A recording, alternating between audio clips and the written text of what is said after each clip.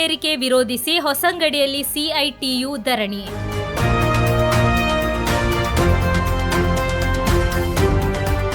ಕೇಂದ್ರ ಸರ್ಕಾರ ಪೆಟ್ರೋಲಿಯಂ ಉತ್ಪನ್ನಗಳ ಬೆಲೆ ಏರಿಕೆಗೆದುರಾಗಿ ಸಿಐಟಿಯು ಹೊಸಂಗಡಿ ಪೋಸ್ಟ್ ಆಫೀಸ್ ಬಳಿ ಧರಣಿ ಸಂಘಟಿಸಲಾಯಿತು.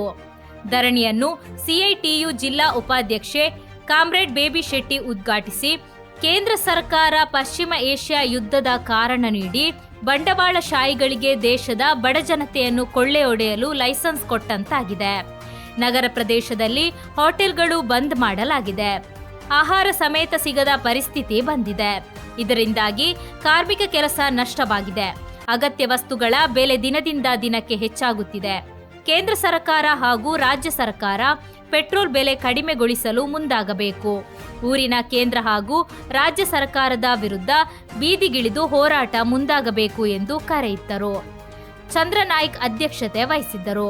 ಸತೀಶ್ ಏಲಿಯಾನ, ರಾಬರ್ಟ್ ಡಿಸೋಜಾ, ಬಾಬು ವಾದ್ಯಪಡ್ಪು, ಉದಯ್ ಸಿಎಚ್, ರವೀಂದ್ರ ಶೆಟ್ಟಿ, ಕರುಣಾಕರ ಶೆಟ್ಟಿ ಮೊದಲಾದವರು ನೇತೃತ್ವ ನೀಡಿದರು.